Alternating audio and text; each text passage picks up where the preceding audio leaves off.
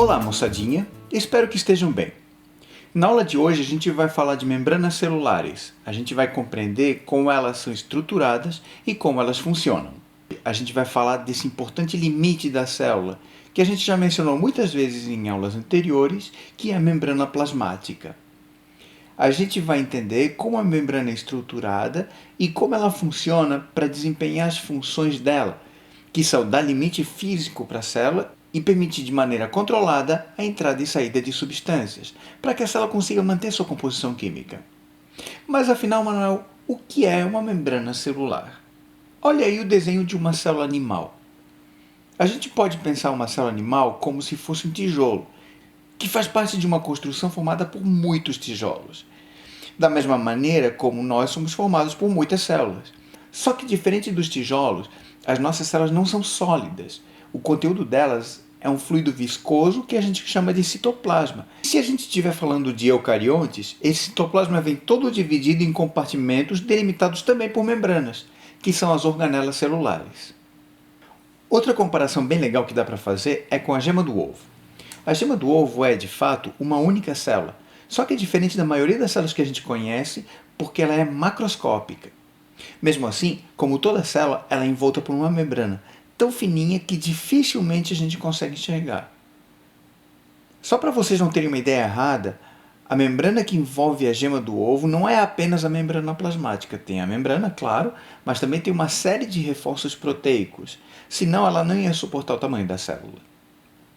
Então, voltando, as membranas são, na real, como pacotes ultra finos, visíveis apenas com a ajuda do microscópio eletrônico, que envolvem as células e, no caso dos seres chamados eucariontes, dividem também o interior do citoplasma em organelas e núcleo. Todos esses compartimentos são delimitados por membranas celulares. A membrana mais externa da célula, a que delimita a célula do ambiente ao redor, recebe o nome especial de membrana plasmática, enquanto que a membrana que envolve o núcleo recebe o nome de carioteca, ou também membrana nuclear, que ninguém fala porque parece coisa de bomba atômica. Mas todas elas têm uma estrutura e funcionalidade muito parecidas. Vou aproximar bem para ver como é a estrutura da membrana plasmática e o que eu falar para essa membrana vale para todas as demais membranas da célula, ou seja, as membranas que envolvem as organelas e também a carioteca, que é a membrana que envolve o núcleo. A membrana que, olhando de longe, parece uma membrana simples, uma monocamada, na verdade é uma camada dupla, uma bicamada de moléculas muito especiais chamadas fosfolipídios. Esses fosfolipídios são a chave que a gente precisa para entender muita coisa que acontece na membrana. Olha que legal que são essas moléculas. Alarme! Manuel estava falando de células, agora fala de moléculas, me perdi, me ajuda! Então vem comigo, ó, te ajudo. Olha só, isso aqui é um indivíduo. Indivíduo é formado por células. Células são divididas em compartimentos delimitados por membranas. Essas membranas, assim como as proteínas do citoplasma, assim como toda a matéria na real, dentro e fora das células, é formado por moléculas. Cada molécula é um conjunto de átomos ligados entre eles. Tranquilos? Então, as membranas celulares são formadas por bicamadas de fosfolipídios que, como eu disse, são moléculas muito especiais e olha por quê. Para entender um fosfolipídio, vamos partir de um composto, um álcool, que é produzido no interior das nossas células e que não é tóxico, chamado glicerol. Glicerol e glicerina, que a gente encontra em uma infinidade de produtos cosméticos, são exatamente a mesma coisa, tá? Tá aqui o glicerol. Esse glicerol consegue se ligar a 3 radicais, que podem variar muito, mas nesse caso aqui, são 2 radicais chamados de ácidos graxos e um grupamento fosfato. O fosfato tu já conhece, é um átomo de fósforo ligado a oxigênios e hidrogênios que a gente representa assim.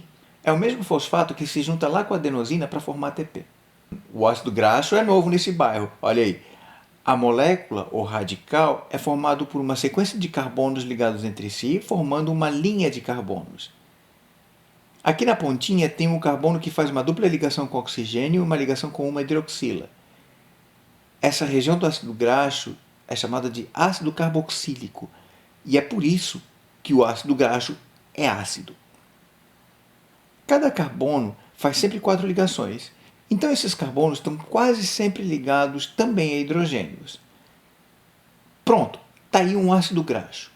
O número de carbonos dos ácidos graxos pode variar bastante, normalmente entre 3 e 20 carbonos, e também, às vezes, pode aparecer duplas ligações entre os carbonos. Daí a gente percebe que quando se fala em ácidos graxos, a gente não está falando, na verdade, de uma única molécula, mas sim de uma família de compostos que tem algumas propriedades semelhantes. Todos os ácidos graxos são formados por encadeamentos lineares de carbonos e todos eles são cobertos de hidrogênio. E é isso o que dá a esses ácidos graxos uma propriedade importantíssima na aula de hoje. São compostos apolares. Isso significa que não tem polos, não tem lado positivo e negativo. E daí, Manuel? Olha uma molécula de água para tu entender a diferença. O oxigênio tem mais afinidade por elétrons do que o hidrogênio. Então os elétrons ficam mais perto do oxigênio do que do hidrogênio. Como elétrons têm carga negativa, o lado do oxigênio fica parcialmente negativo e o outro lado, o lado dos hidrogênios, onde está faltando elétrons, fica positivo. A água é, portanto, um composto que tem dois polos. É um composto polar, é um composto que tem um lado positivo e um lado negativo. Como polos opostos se atraem, a molécula de água atrai outras moléculas de água que também são polares. Sempre o polo positivo de uma atrai o polo negativo da outra. Da mesma maneira, a água também atrai outras moléculas polares, como sais, açúcares ou qualquer composto iônico, porque o lado positivo de um atrai o lado negativo do outro e vice-versa. Por isso, compostos polares se dissolvem muito bem em solventes polares. Agora, olha o ácido graxo, Tadi. Está vendo que ele é todo recoberto por hidrogênios? A distribuição de elétrons nos ácidos graxos é muito homogênea, exceto nessa pequena área aqui do ácido carboxílico. E, portanto, toda essa região aqui é uma região que não tem polos, uma região apolar. Só para lembrar, o prefixo a significa negação, então apolar é uma coisa que não tem polos. Portanto, essa região não se dissolve na água, não gosta de água. É uma região hidrofóbica. A gente diz hidrofóbica porque hidro é um radical grego que significa água. Phobos é um radical que significa que tem medo, aversão. Hidrofóbico é algo que rejeita a água, que foge da água, que se separa da água. Já reparou que o óleo não se mistura na água de jeito nenhum? É porque o óleo é uma substância apolar e por isso hidrofóbica.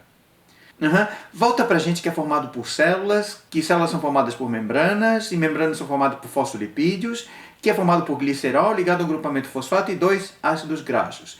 Essa região aqui do grupamento fosfato é uma região totalmente polar, quer dizer que gosta de água, enquanto essa outra região aqui, a região dos ácidos graxos, é apolar, quer dizer que não gosta de água. Se a gente coloca esse composto em um ambiente aquoso, que é o que tem nas células e em todo o teu corpo, como é que ele faz para proteger toda essa área do contato com a água, enquanto essa outra vai sempre procurar água? Olha o que acontece quando a gente pega vários fosfolipídios e coloca em ambiente aquoso.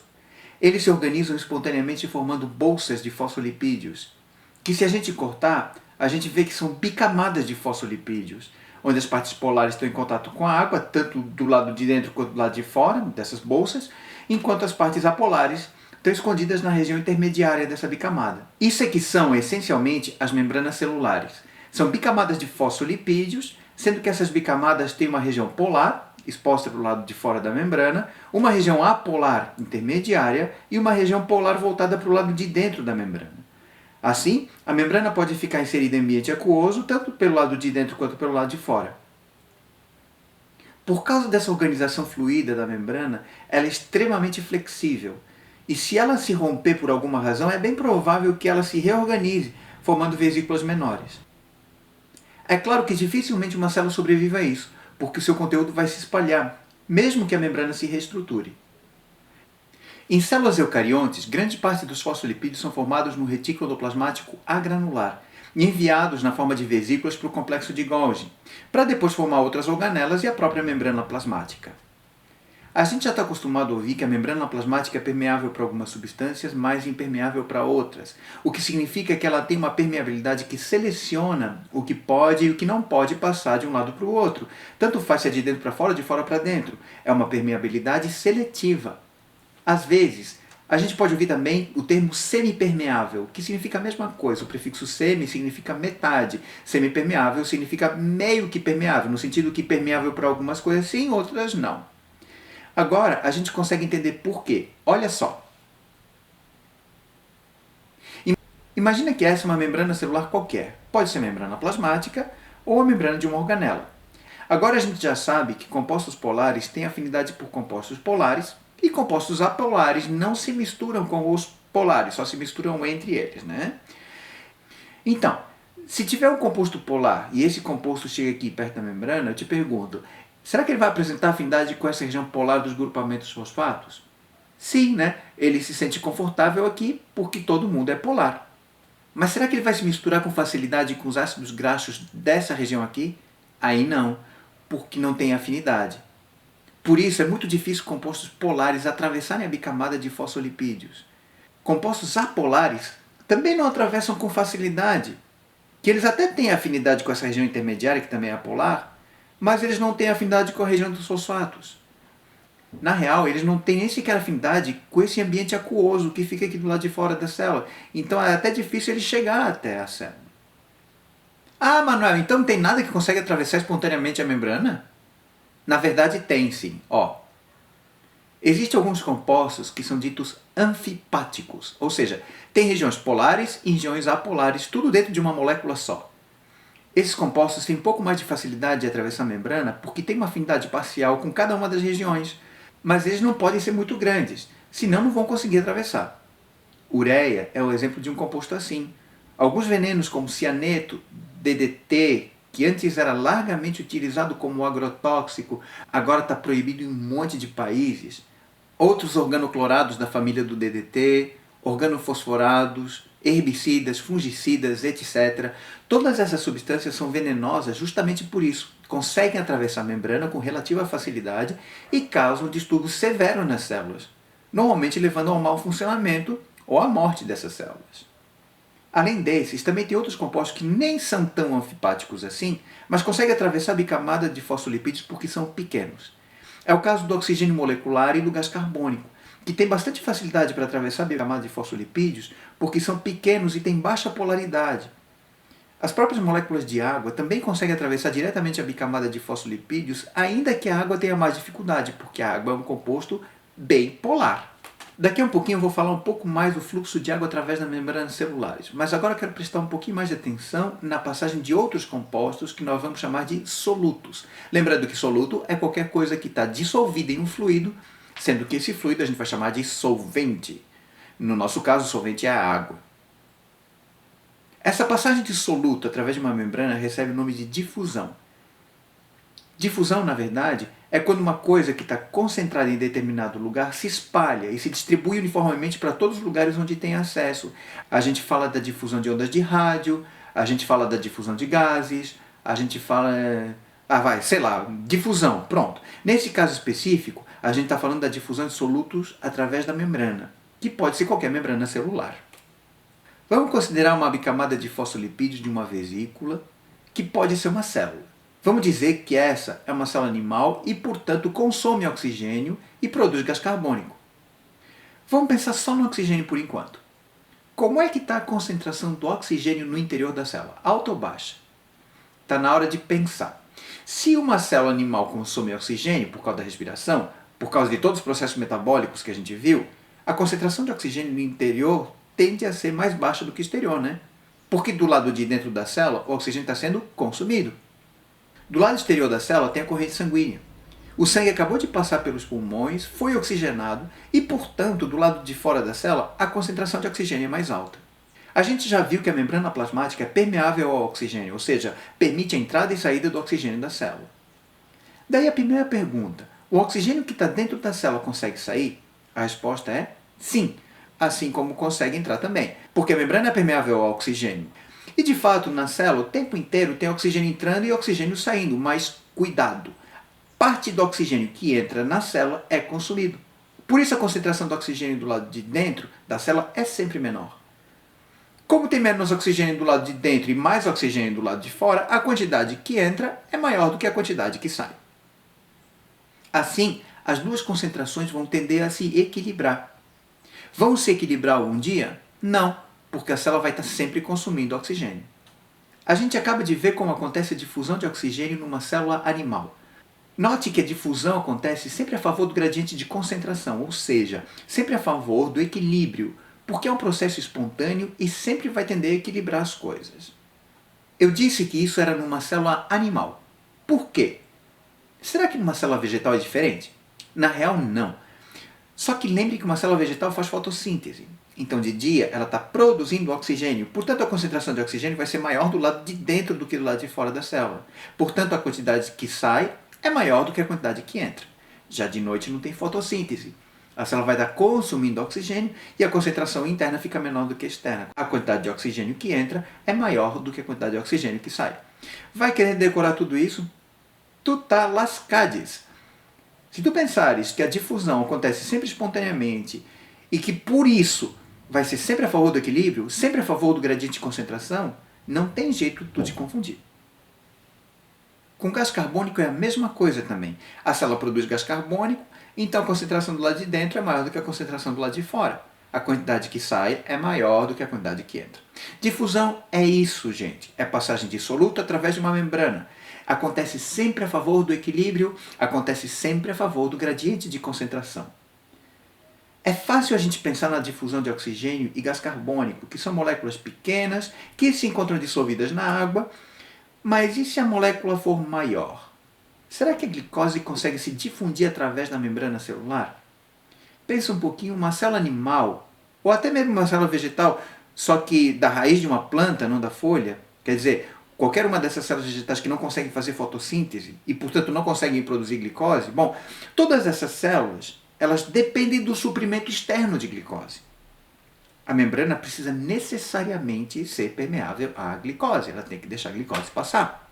Só que glicose é um composto grande, tem 6 carbonos, uma dúzia de hidrogênios e 6 oxigênios. Além disso, ela é totalmente polar. Como é que vai atravessar a membrana? A membrana tem que ser permeável à glicose, mas ela é grande demais e polar demais para atravessar a bicamada de fosfolipídios. E agora, quem poderá nos defender? Se eu conseguir meu objetivo com as aulas anteriores, vocês já devem ter adivinhado.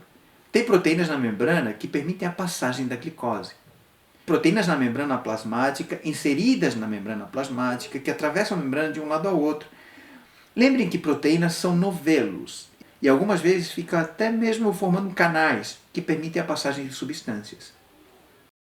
O mais bonito disso é que essas regiões dessas proteínas que permitem a passagem de determinados compostos têm afinidade por esses compostos, afinidade química, que se dá por interações de cargas, que permitem que apenas compostos que têm afinidade recíproca a essas proteínas passem.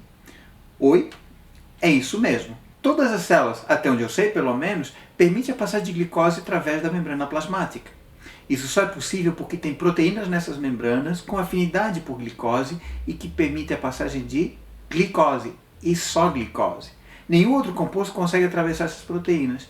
É por isso que a gente diz que as membranas celulares têm permeabilidade seletiva, porque tem proteínas que permitem a passagem de determinadas substâncias. Para cada substância que precisa ter entrada e saída livre na célula, basicamente tem uma proteína transportadora específica.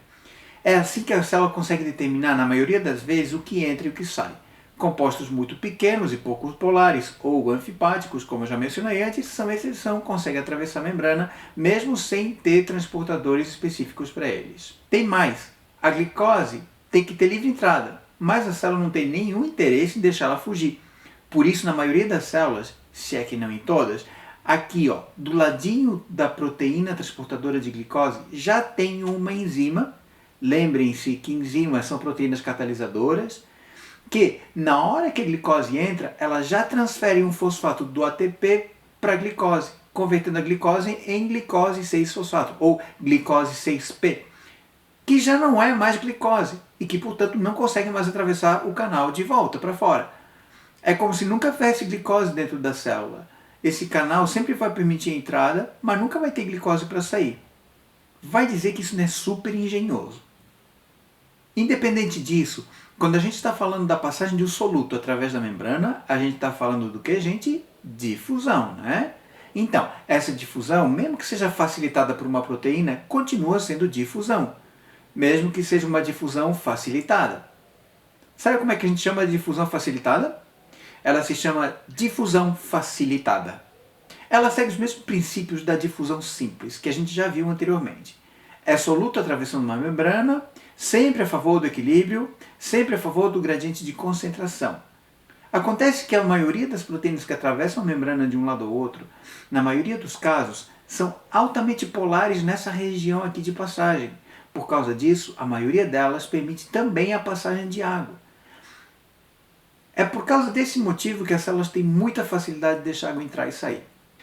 Lá atrás eu prometi que ia falar um pouquinho da passagem de água pela membrana, essa é a hora. A primeira coisa que tu tem que ter em mente agora é que a água tem livre passagem pelas membranas celulares, seja diretamente através da bicamada de fosfolipídios, seja através de proteínas da membrana. Com isso em mente, pensa numa célula qualquer do teu organismo mergulhada em um dos teus fluidos corporais, sangue, plasma, linfa, tanto faz.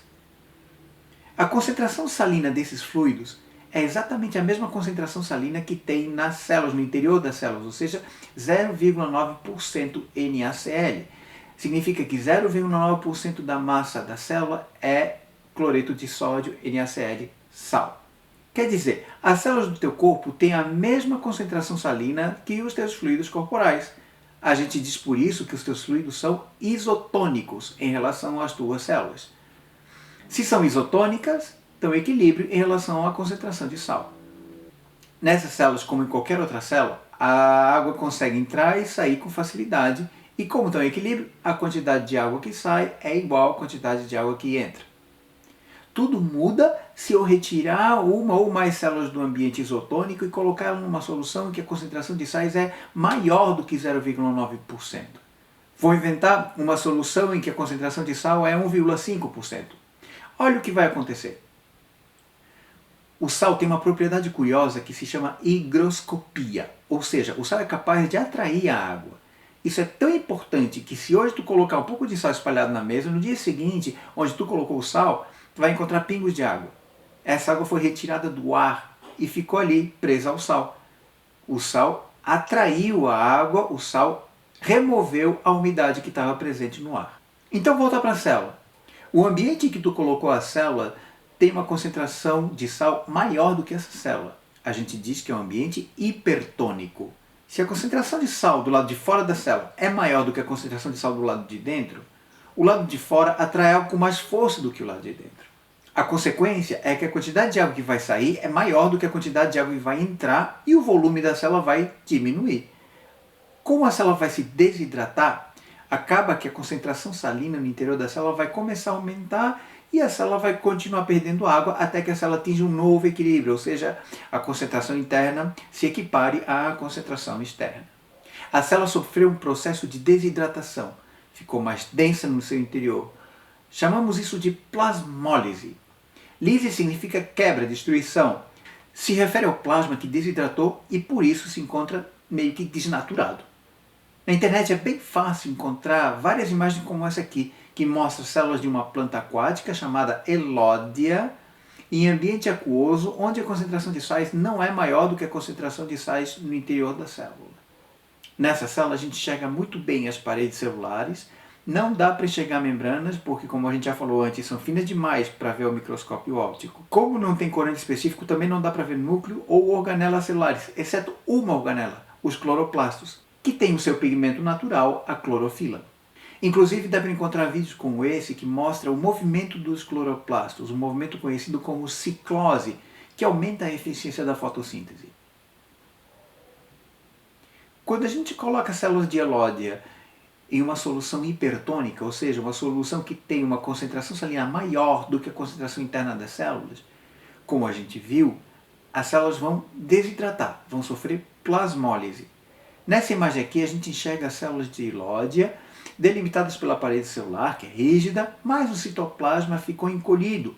ocupando apenas uma parte do espaço disponível, justamente porque as células desidrataram. Só para lembrar, essas células estão plasmolizadas, ou seja, o plasma desidratou e elas ficaram murchas, ficaram menores do que elas tinham que ser. Outra imagem fácil de encontrar na internet são fotos de células do sangue, que recebem o nome de hemácias, ou eritrócitos, ou glóbulos vermelhos, dá tudo igual. Essas células, quando em ambiente isotônico, ou seja, no plasma do sangue ou uma solução salina fisiológica, apresentam essa forma aqui, forma de disco bicôncavo, ou seja, um disco que é achatado dos dois lados. Olhando no microscópio óptico, as células, as hemácias, têm esse aspecto aqui. Se a gente transferir hemácias para uma solução salina hipertônica, elas vão se comportar da mesma maneira que qualquer outra célula. A água vai procurar um ambiente mais concentrado, ou seja, a quantidade de água que vai sair da célula vai ser maior do que a quantidade que entra, a célula vai desidratar, vai murchar, vai diminuir de volume. A gente viu que esse processo se chama plasmólise, e isso continua valendo. Mas quando se trata de hemácias, não me pergunta por quê, alguém inventou de chamar isso de crenação, e o nome pegou. Então, crenação é plasmólise de hemácias. Independente de a gente estar falando de hemácias ou qualquer célula animal ou qualquer célula vegetal, a plasmólise é um processo reversível. Se a gente devolve essas células plasmolizadas para um ambiente que tem a mesma concentração salina do ambiente original das células, elas vão voltar a assumir o seu aspecto natural. A plasmólise vai se reverter. Essa reversão da plasmólise, como não podia deixar de ser, é chamada de deplasmólise. Então a célula desidrata, plasmólise. A célula reidrata de volta, ou seja, reverte a plasmólise, deplasmólise. Tranquilos? E se a gente fizer diferente? Em vez de colocar células em uma solução hipertônica, o que acontece se a gente colocar células em uma solução com concentração salina menor do que a da célula? Ou seja, uma solução hipotônica. A primeira coisa a se pensar é a água sempre vai procurar um ambiente com concentração maior de sal. Se a concentração do lado de fora é menor, a concentração interna é maior.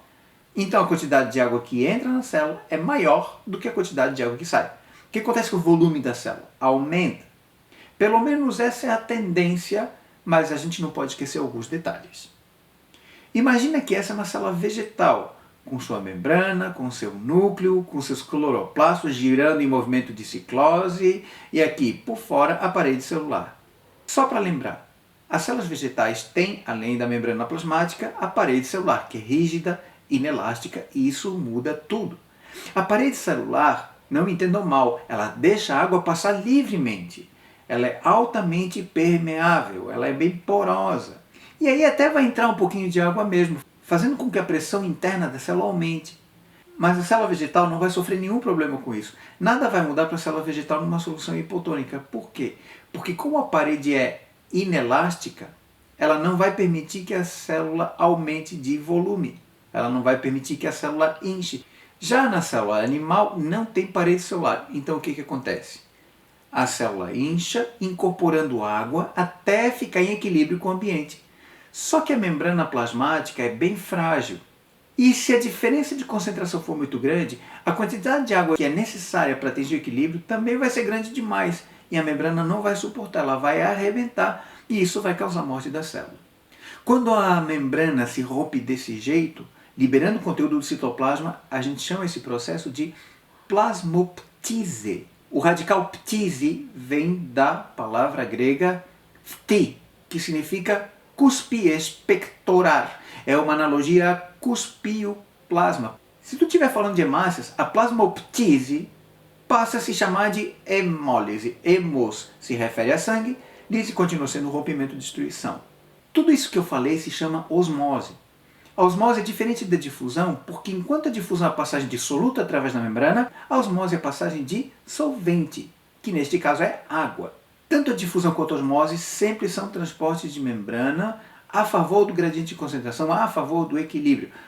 Os solutos vão procurar passar do ambiente mais concentrado para o ambiente menos concentrado, sempre, para que os dois ambientes se equilibrem. Quando isso não é possível, a água é que vai do ambiente menos concentrado para o mais concentrado, obtendo o mesmo efeito, fazendo com que os dois ambientes se equilibrem. Tanto osmose quanto difusão, seja simples ou facilitada, acontecem sem gasto de energia. A célula não gasta ATP para que esses transportes aconteçam. Nós dizemos que osmose e difusão são modos de transporte passivo de substâncias através da membrana. Transporte passivo é, portanto, transporte sem gasto de energia. Quando a célula precisa bombear um composto para o lado de dentro ou para o lado de fora da membrana, para que esse transporte seja mais rápido, independente de ser a favor ou contra gradiente de concentração, ela vai precisar gastar energia, ela vai precisar gastar ATP. Se transporte sem gasto de energia é transporte passivo, então quando gasta ATP é transporte, adivinha só, ativo. Transporte ativo é transporte com gasto de ATP, transporte com gasto de energia. O transporte ativo é sempre mediado por proteínas transportadoras ativas, que conseguem se ligar a determinados compostos, como sempre de forma muito específica, quebrar uma molécula de ATP liberando energia que tinha nesse ATP, e com essa energia ela se deforma, bombeando ou empurrando ou puxando o composto que ela tinha se ligado para o lado de dentro ou para o lado de fora da célula. E isso tudo acontece de maneira independente do gradiente de concentração. Nos neurônios, que são células que formam o nosso cérebro, tem um exemplo muito legal de transporte ativo, que são bombas de sódio e potássio. Quando o neurônio está em repouso, ele apresenta uma concentração de potássio interna maior do que a concentração de potássio externa, enquanto o sódio fica ao contrário, mais concentrado do lado de fora do que do lado de dentro. Essa diferença de concentração dos íons de sódio e potássio é fundamental para o neurônio funcionar. Para garantir que o neurônio tenha essa diferença de concentração nesses dois íons, ao longo da membrana do neurônio existe uma grande quantidade de proteínas chamadas bombas de sódio e potássio, que já tinha mencionado, que o tempo todo bombeiam sódios para o lado de fora e potássios para o lado de dentro, contra o gradiente de concentração. Portanto, com gasto de energia. Portanto, com gasto de ATP. Mas não é só isso. Cada 2 potássios que são bombeados para dentro da célula, 3 sódios são bombeados para fora. Se tu for olhar a tabela periódica, tu vai ver que sódio e potássio pertencem ambos à família 1A, que significa que eles têm valência 1+. Ou seja, quando ionizados, eles têm carga positiva. Então pensa comigo, cada 2 cargas positivas que são bombeadas para dentro, 3 são bombeadas para fora. O lado de fora fica com excesso de cargas positivas e o lado de dentro fica com falta de cargas positivas, ou seja, a carga elétrica do lado de dentro da membrana é negativa. A membrana de um neurônio em repouso encontra-se sempre polarizada, negativa pelo lado de dentro, positiva pelo lado de fora. A gente chama de repouso para o neurônio quando ele não está em potencial de ação. Tá? Não quer dizer que ele não esteja gastando energia. O neurônio gasta energia o tempo inteiro para a manutenção dessa diferença de potencial da membrana plasmática. Essa diferença de potencial já é muito conhecida. É de menos 60 mV. Quando o neurônio é estimulado, ele tem mecanismos que permitem inverter essa polaridade. Olha como acontece. Primeiro, as bombas de sódio e potássio são desativadas. E aí, canais que permitem a difusão facilitada do sódio se abrem. O que o sódio vai fazer? Ele vai invadir a célula. E a carga interna vai subir bem rápido até mais 40 mV. Em seguida, os canais de sódio se fecham e canais que permitem a livre passagem de potássio se abrem. O potássio sai, equilibrando a carga da membrana para perto de zero. Depois, esses canais passivos se fecham e a bomba de sódio e potássio volta a operar, fazendo com que o potencial de repouso se restabeleça. Menos 60 mV. Sabe quanto tempo leva tudo isso para acontecer? 5 milésimos de segundo. Se a gente colocar um eletrodo no neurônio para medir a voltagem nesse período, a gente vai ter como resultado uma curva mais ou menos assim. No neurônio em repouso, a voltagem inicial é menos 60 mV. A membrana se despolariza, subindo a voltagem até mais 40 mV. Depois se repolariza em menos 60 outra vez. Na verdade, a polarização chega até menos 70 mV antes de se estabilizar em menos 60. Tudo isso em 5 milésimos de segundo. E aí alguém vai olhar essa curva e vai dizer: ah, parece aqueles exames de eletrocardiograma. Claro que parece.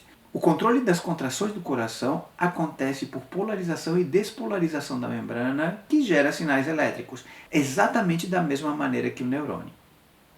Então, para organizar o que a gente viu até aqui, osmose é o fluxo de água através de uma membrana e difusão é fluxo de soluto. Ambos são transportes passivos, ou seja, não gastam energia. E ambos favorecem o equilíbrio dos dois lados da membrana, são a favor do gradiente de concentração. Quando o transporte de um soluto precisa ser rápido ou precisa acontecer contra gradiente de concentração, é necessário gastar energia para que esse transporte aconteça. E essa energia normalmente é fornecida pela quebra de ATP. Isso é o principal, e a partir daí a gente consegue encontrar algumas variantes. Olha que bacana. Pensa uma membrana, pensa que de um lado tem excesso de sódio. Do lado de fora tem essa glicose, que essa ela tem interesse em incorporar, mesmo que do lado de dentro tenha muito mais glicose do que do lado de fora. Isso é bem comum lá no epitélio intestinal, onde a glicose que tu ingeres é absorvida pela célula do epitélio intestinal para ser mandada para a corrente sanguínea.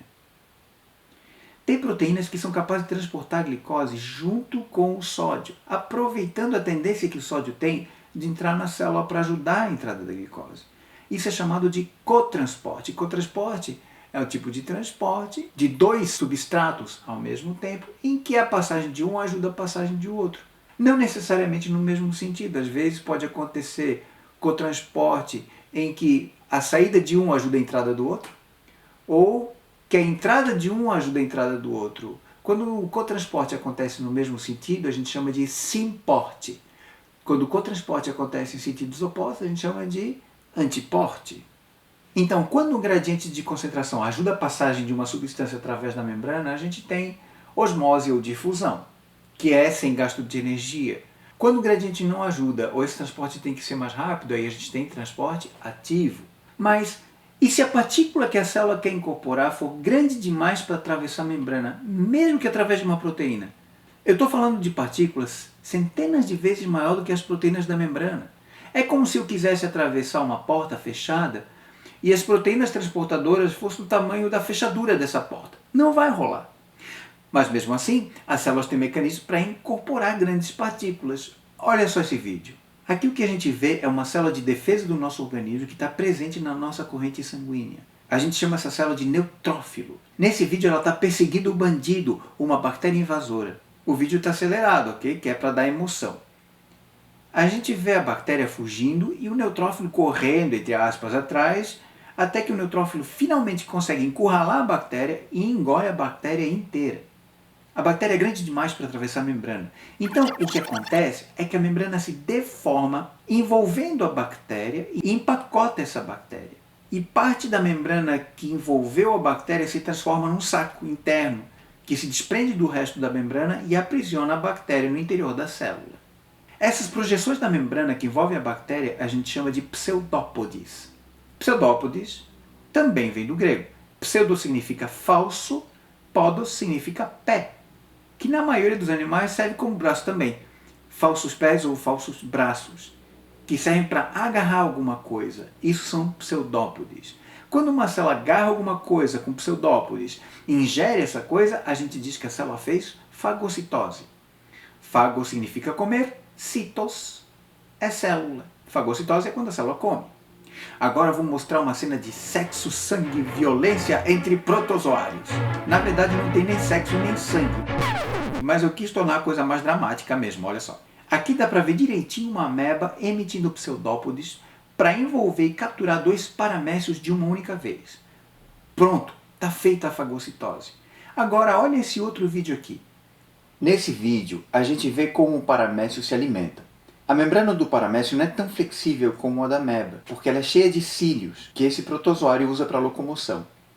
Em vez disso, a membrana tem um tipo de fenda, uma reentrância, uma dobra voltada para dentro, e nessa região a membrana não é ciliada. Os cílios mandam água para ali, e a membrana vai se deformando, formando pacotinhos de água. Esses pacotinhos no final se desprendem da membrana plasmática e pronto, o paramécio se alimentou. Não dá para chamar isso de fagocitose, porque não tem emissão de pseudópode que a gente via nos neutrófilos humanos ou na ameba. Em vez disso, a membrana apenas se dobra para dentro, formando uma cavidade, uma reentrância, forma-se o que nós chamamos de invaginação nessa membrana. Eu realmente não sei por que a gente chama essa dobra voltada para dentro de invaginação. Não me pergunta, porque eu não sei. Quando uma célula se alimenta dessa maneira, o processo é chamado de pinocitose, porque normalmente serve para a célula incorporar matéria líquida. Se o radical fago significa comer, o radical pino significa, adivinha só, beber. Tanto a fagocitose, que acontece por emissão de pseudópodes, quanto a pinocitose, que acontece por invaginação de membrana, são processos de endocitose, ou seja, processos que a célula incorpora matéria. Endo é um radical grego que significa interno. Uma vez que a célula fez endocitose, seja a fagocitose ou seja a pinocitose, o próximo passo é digerir o que ela acabou de ingerir. Daí vem a digestão intracelular. Olha que bacana! Vesículas cheias de enzimas digestivas, essas vesículas são chamadas de lisossomos, que estão dentro da célula, juntam-se às vesículas de endocitose, liberando as enzimas para fazer a digestão do material que foi ingerido. Radical grego para quebra é lise. Sempre que tu viras uma palavra que começa com lise ou liso, significa que alguma coisa está sendo quebrada. É inclusive por isso que o lisossomo se chama assim, porque é uma organela cheia de enzimas digestivas que vai fazer a digestão, a quebra dos alimentos. Tu não achou que o lisossomo se chamava assim porque ele era lisinho, né? Não. Olha de novo esse vídeo da ameba fazendo a fagocitose de 2 paramécios. A gente tinha parado o vídeo aqui. O que vai acontecer agora? Vesículas digestivas, lisossomos, vão se ligar a essa vesícula de fagocitose e enzimas vão ser lançadas sobre os paramécios e eles vão ser digeridos vivos. Coitados, isso deve doer. Só que não, porque paramécio não tem sistema nervoso, então não sente dor. Então, apesar das aparências, eles não devem ter sofrido. Não muito, pelo menos. Uma pergunta que a gente pode fazer agora é: de onde vêm esses lisossomos? Se tu assistiu às minhas aulas anteriores, tu consegue imaginar a resposta. Lisossomos são sacos cheios de enzimas digestivas. Enzimas são o quê? Proteínas. Proteínas produzidas por quem? Ribossomos. Opa, proteínas produzidas por ribossomos empacotadas em vesículas? Onde será que os ribossomos produziram essas proteínas? As proteínas foram produzidas por ribossomos, injetadas no retículo endoplasmático granular, empacotadas no ar granular, enviadas para o complexo de Golgi, onde são tratadas, renoveladas, finalizadas e empacotadas novamente, formando lisossomos, que se desprendem do Golgi e ficam no citosol, aguardando que alguma vesícula de fagocitose ou pinocitose se junte a ela para fazer a digestão. Às vezes, os lisossomos digerem também organelas velhas, fazendo a reciclagem dos nutrientes delas. Isso se chama autofagia. O que acontece se a célula não consegue fazer digestão total do que ela ingeriu? Se for o caso de um organismo unicelular, tranquilo, é só mandar a vesícula para perto da membrana plasmática de novo. A membrana dessa vesícula se funde à membrana plasmática e o conteúdo é liberado para o lado de fora da célula. É como se a célula defecasse. A gente chama isso de plasmocitose. Só que se a gente estivesse falando de um organismo pluricelular, a coisa não seria tão simples assim. Se uma célula não consegue digerir algo que ela endocitou, ela não vai simplesmente liberar o conteúdo por aí, porque além dele não poder ser digerido, ele pode ser perigoso para o resto do organismo. E está coberto de enzimas digestivas, que vão destruir tudo o que encontrarem pela frente, causando destruição de outras células. Nesse caso especificamente, no caso de organismos pluricelulares, a célula fica com essa bolsa cheia de alguma coisa que ela não conseguiu digerir, guardada num canto do citoplasma. Normalmente isso não causa dano nenhum e fica ali num canto até um dia que a célula morre. Essa bolsa cheia de alguma coisa que a célula não conseguiu digerir, a gente chama de corpo residual. É isso que a gente vê nessa imagem aqui, uma célula cheia de corpos residuais, que são esses sacos cheios de um pigmento escuro. Isso é exatamente o que acontece quando alguém faz uma tatuagem. O tatuador injeta pigmentos na pele, células de defesa vão fazer a fagocitose desses pigmentos. Como não conseguem digerir, as células ficam paradas ali onde estão, cheias de corpos residuais, que são os saquinhos de pigmentos. Um dia, essas células acabam morrendo, o conteúdo é liberado e outras células de defesa vão fazer a fagocitose mais uma vez, repetindo o processo. É por causa disso que ao longo dos anos a tatuagem vai se difundindo bem lentamente. Na mineração do asbesto, que é extraído para fabricar amianto, tem um problema bem grave que deriva desse fenômeno chamado asbestose. Tudo começa com a inalação do asbesto, que vai se depositar nos alvéolos pulmonares e não tem mais como sair dali. Nessa imagem a gente enxerga como são esses cristais. Macrófagos, que são células de defesa, vão fagocitar os cristais de asbesto e, como vocês já podem esperar, não vão conseguir fazer a digestão deles. Daí, os cristais vão ficar no interior das células como corpos residuais. Isso resolveria o problema se o cristal de asbesto não tivesse pontas, assim como qualquer outro cristal. Essas pontas vão perfurar o lisossomo, liberando as enzimas lisossomais no interior da célula. As enzimas lisossomais, então, destroem outros lisossomos desse macrófago. Só para lembrar, o macrófago é uma célula de defesa especializada em fagocitose. Por causa disso, essa célula em particular tem uma quantidade enorme de lisossomos em seu interior. Isso gera um efeito em cascata, que acaba por destruir o macrófago e liberar as enzimas lisossomais para o lado de fora do macrófago. Essas enzimas lisossomais começam então a destruir os tecidos do alvéolo pulmonar. Um processo inflamatório é iniciado, atraindo outros macrófagos para a região. Eles também vão ser destruídos pelas enzimas lisossomais, liberando mais enzimas ainda. Enquanto isso, aquele cristalzinho que começou tudo provavelmente já foi fagocitado por um outro macrófago e o desastre continua a aumentar. Está entendendo como é que a coisa vai? Ainda bem que as enzimas lisossomais acabam se autodigerindo e elas conseguem, no fim, ser controladas, mas os cristais continuam ali repetindo o processo. Para evitar que o processo de inflamação se repita e aumente indefinidamente, outras células de defesa se agregam ao redor da região inflamada, isolando essa região do resto do pulmão. Só que essa região pulmonar fica comprometida permanentemente, diminuindo a capacidade respiratória do minerador. Repetindo o processo ao longo de anos de mineração, os trabalhadores de minas de asbesto terminam com sérios problemas pulmonares e capacidade respiratória severamente reduzida. O amianto, que é isolado a partir do asbesto, é mais agressivo ainda. Basta olhar essa imagem que a gente consegue enxergar por quê. Aqui a gente enxerga o amianto purificado a partir de asbesto. Por causa disso, não só a mineração, mas a manipulação do amianto na construção civil ou na indústria é totalmente proibida em diversos países. E quando os caras vão reformar uma casa e se deparam com o amianto, eles surtam. Não é para menos, se tu pensar que os danos causados pelo amianto no sistema respiratório são irreversíveis.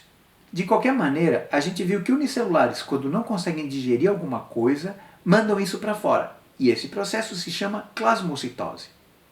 Pluricelulares não fazem plasmocitose para eliminar substâncias que não conseguem digerir. Mas células glandulares são capazes de produzir substâncias para secretar elas. E a gente já viu esse processo antes, quando a gente falou de proteínas, que são produzidas no retículo plasmático granular por ribossomos, empacotadas no agranular, processadas no Golgi e mandadas para a membrana. Assim acontece a secreção de hormônios, fluidos corporais, muco, lágrima, suor, saliva, etc. Fagocitose e pinocitose eram movimentos em que a célula incorporava substâncias, deformando a membrana e empacotando elas. E a gente chamava isso tudo de endocitose. Tanto a secreção de substâncias quanto a eliminação de substâncias indesejáveis envolvem também a deformação de membrana, só que é para exportar substâncias. Por isso a gente chama de exocitose. Por isso a plasmocitose também recebe o nome de exocitose. E isso tudo nos traz para uma outra pergunta lógica. Como é que a célula faz para identificar uma partícula que ela precisa ingerir?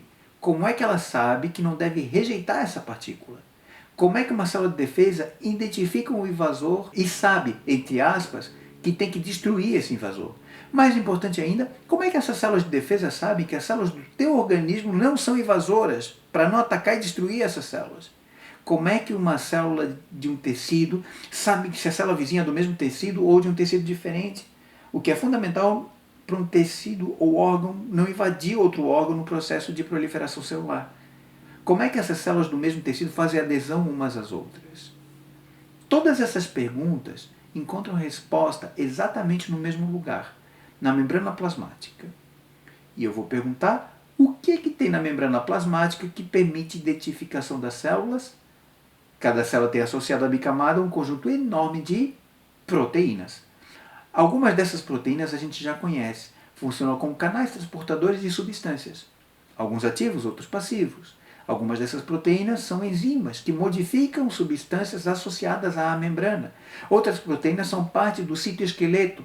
servem para dar forma e sustentação para a membrana plasmática, já que ela é muito fina e, por causa disso, ela é muito flexível. Do lado de fora, tem também proteínas que identificam as células. Algumas delas são associadas a polissacarídeos. Cada tecido de cada um dos órgãos do teu corpo tem na superfície das células um conjunto dessas proteínas e polissacarídeos, também associados a proteínas, que conferem a elas uma identidade. Também encontram proteínas de adesão que permitem que células grudem umas às outras, mas só se elas tiverem proteínas de adesão complementares. Senão, não. Ou seja, o processo de adesão também é extremamente específico. Isso permite que os tecidos se diferenciem uns dos outros, que diferentes órgãos se formem e funcionem de maneira independente. Tem mais. Se eu pegar algumas células do meu fígado e colocar cirurgicamente junto com as células do fígado de qualquer um de vocês, provavelmente as células de defesa do corpo que vai receber esse pedaço de fígado vão perceber que aqueles elementos de superfície das células que foram colocadas ali são diferentes dos elementos das demais células, o que significa que aquelas células são um corpo estranho, um invasor. E o que acontece a partir daí é fácil de imaginar. As células de defesa vão atacar e destruir essas células estranhas. É o que a gente chama de rejeição de transplante. Como esses elementos de superfície podem desencadear uma resposta de defesa, eles são chamados de antígenos. Antígenos, então, são substâncias que podem desencadear uma resposta de defesa, uma resposta imunológica. Isso é a rejeição que a gente tanto ouve falar quando uma pessoa faz o transplante de órgãos a partir de um doador que não é compatível. Quanto mais próximo o grau de parentesco, maior a semelhança entre os antígenos do doador e do receptor. Por isso, menor é a chance de desencadear uma resposta imunológica. Tem mais uma estrutura associada à membrana plasmática que a gente não pode deixar de mencionar nessa aula aqui. Olha outra vez esse vídeo do paramécio se alimentando. Eu comentei com vocês que a água ao redor do paramécio é deslocada por ele até o sulco alimentar do paramécio através de cílios. Ah, Manuel, quer dizer que uma célula tem cílios? A resposta é sim. Algumas células têm cílios, mas não exatamente como os cílios dos nossos olhos. Mas os cílios celulares foram chamados assim porque eles lembram muito os cílios dos olhos. Nesse desenho aqui eu mostro o paramécio todo recoberto por cílios. Essa outra imagem aqui é uma foto de microscopia eletrônica, em que a gente vê com muita nitidez os cílios em toda a superfície da membrana plasmática do paramécio. Os cílios são dobras da membrana plasmática que se movem com gasto de energia, portanto com gasto de ATP, fazendo com que o líquido ao redor da célula se desloque. Isso é utilizado por paramécio tanto para locomoção, permitindo que o paramécio, entre aspas, nade, quanto para alimentação, como nós já vimos, direcionando o fluido para a cavidade oral do paramécio. Na nossa traqueia também tem células ciliadas e células produtoras de muco, chamadas essas últimas de células caliciformes. Essas células caliciformes produzem e secretam muco o tempo inteiro. E a gente já viu que esse muco é formado por proteínas produzidas por ribossomos no retículo plasmático, granular, empacotadas no granular, enviadas para o Golgi, tratadas no Golgi, empacotadas novamente e enviadas para a membrana, onde vão ser despejadas para fora da célula no processo de plasmocitose.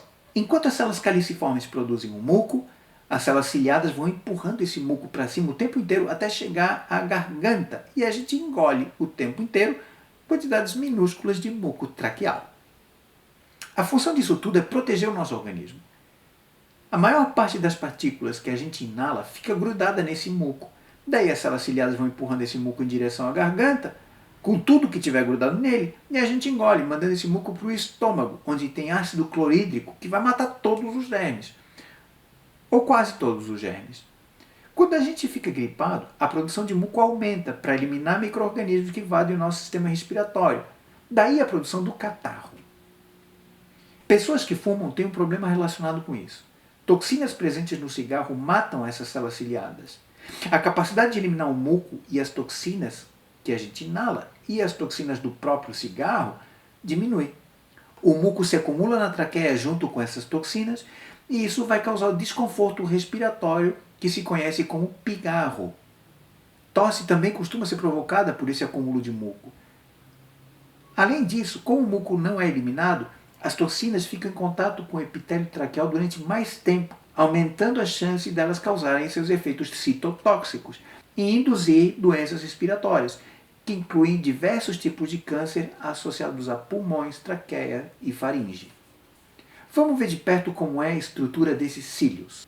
O que dá firmeza a esses cílios, o que faz com que eles se mantenham nessa forma, é que cada cílio tem no seu interior um cilindro relativamente rígido formado por 10 pares de microtúbulos. Nessa imagem a gente vê os microtúbulos em cor amarela formando um cilindro e a membrana plasmática em azul envolvendo esse cilindro.